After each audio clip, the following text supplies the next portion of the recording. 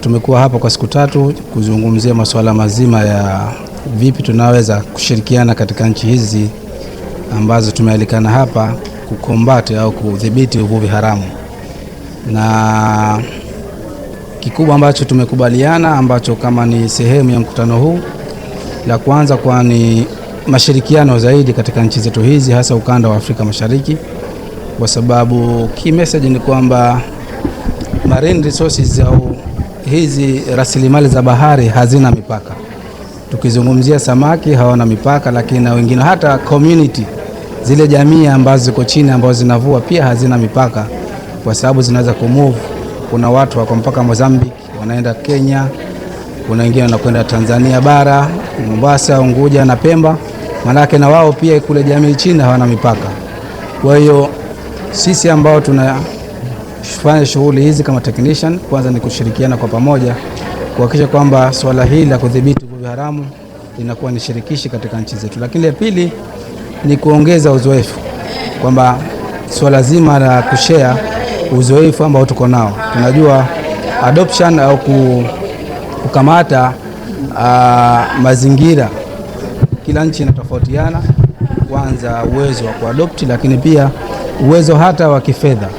Kwa hiyo ili kuweza kwenda sambamba ni kwamba tushirikiane kwa pamoja katika swala zima la kubadilishana uzoefu, kuhakikisha kwamba swala la udhibiti wa mazingira haya bahari basi yanakuwa pamoja. Lakini la tatu ni policy harmonization.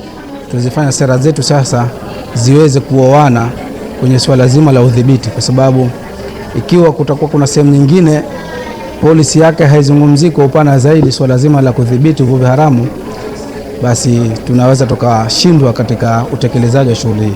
Kwa ni vizuri kabisa katika nchi zetu hizi Afrika Mashariki ambazo zimeshiriki katika mkutano huu na zile ambazo tumezialika, ni swala zima la kushirikiana kwenye sera zetu, lazima zioane kuhakikisha kwamba udhibiti, lakini na ukakamavu kuhakikisha kwamba swala zima la udhibiti wa uharibifu huu wa bahari basi tunakaa kwa pamoja. Lakini la mwisho ni kushare rasilimali tulizonazo, kwa sababu uwezo wa rasilimali unatofautiana, lakini na jinsi rasilimali tulizonazo unatofautiana.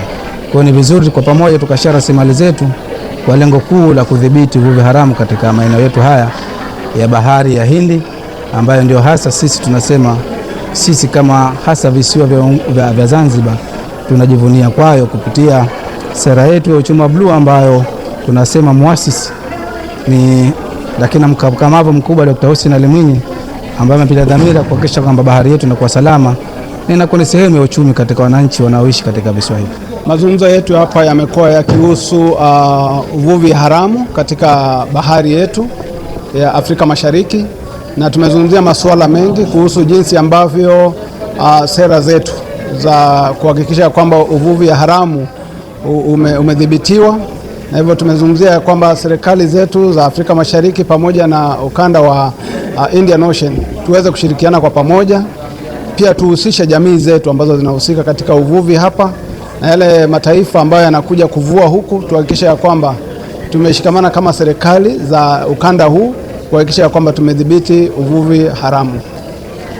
Hii ni njia moja ya kuonesha kwamba sisi tunataka kufanya kazi kwa pamoja kama Afrika Mashariki, Tanzania na Kenya, ili kwanza tuweze kufanya kazi kwa pamoja kuhakikisha kwamba zile changamoto tunazopitia katika uchumi samawati na rasilimali tulizonazo pale tuweze kuwa ya kwamba tunaweza kukadiria na kuhakikisha kwamba serikali yetu, viongozi wetu, marais wetu wameweza kufahamu ya kwamba tuna uchumi mkubwa katika bahari yetu, na hivyo kwamba tunaweza kutap pale faida ambayo inatokana na uchumi samawati. Tumekuwa na vipengele mbalimbali ambavyo vinaonyesha kwamba tuna udhaifu hapa na pale, kuhakikisha kwamba tumeharmonize zile policies zetu, sera zetu ambazo zinahakikisha kwamba tunadhibiti uvuvi haramu. Pili, pia tumeona ya kwamba communities zetu tuwe tunazihusisha kutoka pale mwanzo tunapokuwa tunaformulate zile sera, ni jambo la muhimu. Pia kuhakikisha kwamba mgao wa serikali za Afrika Mashariki umeongezwa ili kwamba tuweze kuhakikisha kwamba uchumi samawati umechukua nafasi yake ya kipekee, kama vile ambavyo sehemu zingine kama ufugaji wa wanyama na upanzi wa mimea. Basi tunahitaji pia serikali zetu ziweze kutenga pesa zinazotosha kuhakikisha kwamba uchumi samawati nao umepata mtazamo unaotosha. Zanzibar hapa kwa siku 3 sasa tangu Jumatatu, na lengo la mkutano huu wa kikanda kama ulivyoitwa Blue Voices Regional Summit umekuwa ni kuwakutanisha viongozi wakuu wa nchi za ukanda wa SWIO, tunaoita ukanda wa kusini magharibi mwa bahari ya Hindi, ambapo East Africa pia ni sehemu yake. Tumeona wawakilishi hapa kutoka Kenya, tumeona wawakilishi kutoka Tanzania bara na wawakilishi kutoka Zanzibar. Walipaswa kuwepo washiriki kutoka au wawakilishi kutoka Mauritius, kwa bahati mbaya hawakuweza kufika, lakini wamekuwa sehemu ya mkutano huu. Sasa lengo kubwa la mkutano huu kama nilivyosema ilikuwa ni kuwakutanisha viongozi wakuu wa wizara husika ambao ni mawaziri, makatibu wakuu na watendaji. Mmewasikia hapa madirekta au wakurugenzi wa taasisi hizi ambazo zinajihusisha na masuala ya uvuvi na masuala ya uchumi wa buluu.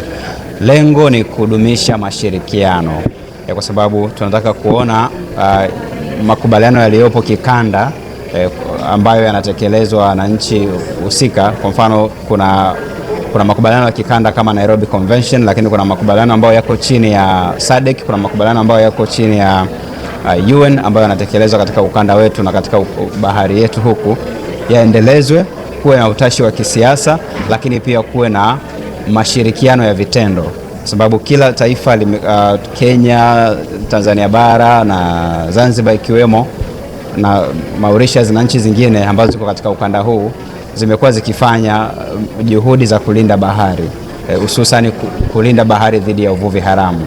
Lakini tunaamini kama jahazi na Ascending Africa kwamba juhudi hizi zikidumishwa na zikifanyika kwa pamoja, kutakuwa kuna ufanisi zaidi kwenye ulinzi wa bahari yetu. 2, 3 pamoja na Zanzibar, na majadiliano yamekwenda vizuri. Leo ilikuwa ni siku ya kufunga, na hata kwenye kufunga tumekuwa na kitu tunakiita pact au resolution, makubaliano ya pamoja kwamba tunakwenda kudumisha mashirikiano, tunakwenda kudumisha kufanya vitu kwa pamoja. Kwa mfano kufanya tafiti kwa pamoja, kama umemsikiza mkurugenzi mkuu kutoka KEMFRI ya Kenya, alikuwepo mkurugenzi kutoka TAFIRI, amekuwepo mkurugenzi wa ZAFIRI. Tunakwenda kudumisha namna ya kufanya tafiti pamoja, tunakwenda kudumisha namna ya kufanya zile shughuli za kijamii, kuunganisha jamii zetu kwa pamoja. Kwenye majadiliano kama mmeshiriki, mmesikia kwamba jamii zetu za pwani ni jamii moja, zinategemea uvuvi kwa kiasi kikubwa na zinategemea bahari kwa kiasi kikubwa kwa shughuli zingine zile za uchumi wa buluu. Kwa hiyo lengo kubwa lilikuwa ni hilo. Lakini kwa nini tunafanya yote haya? Lengo ni kukabiliana na shughuli zote za kiharamu kama uvuvi haramu kwenye bahari yetu ya Hindi, kwenye ukanda wetu wa bahari, ili kuhakikisha rasilimali za bahari zinawanufaisha wananchi, lakini zinazinufaisha serikali zetu, kuhakikisha uchumi wa buluu unanufaisha zaidi serikali zetu kwa kiwango kikubwa zaidi. Tafiti ziko nyingi, naweza nisiweze kutaja moja kwa moja ni tafiti gani, lakini takwimu za kilimwengu zinaonyesha kwamba kiwango kikubwa cha samaki wanaovuliwa, kwa mfano Tanzania bara, au tukiangalia takwimu ambazo zinaonyesha upotevu wa stoku ya samaki, bado inaonekana kwamba stoku kubwa ya samaki inapotea kupitia uvuvi haramu. Lakini pia inaonyesha kwamba kuna upotevu wa billions of dollars ambazo zinatokana na uvuvi haramu. Sasa hii quantification au taarifa hizi za kitakwimu zinatumika kuonyesha kwamba kama hawa samaki ambao wanakamatwa na kupotea kupitia uvuvi haramu wangekuwa wanakamatwa na wavuvi wa kawaida, au wangekuwa wanavuliwa kupitia taratibu za kawaida, manake pesa ile ingekuwa inaenda kwenye kodi, lakini pesa ile ingekuwa inanufaisha biashara, inanufaisha jamii na watu wote kwa pamoja wananufaika. Kwa sababu tukizungumzia IUUF kwa Kiingereza, kwa Kiswahili ni uvuvi haramu ambao haujadhibitiwa wala haupo kisheria, si ndio? Sasa kama haujadhibiti, manake hata wale samaki wanaovuliwa wanakwenda kuuzwa kimagendo, umeona? Kwa hiyo serikali haipati kodi, lakini kama wanaenda kuuzwa kimagendo, pia wananchi ambao wangepaswa kunufaika na ule mnyororo wa thamani wa uvuvi na uchumi wa bluu kwa ujumla hawapati kile ambacho wanapaswa kukipata. Kwa hiyo takwimu zipo ambazo zinaonyesha upotevu wa samaki kupitia uvuvi haramu.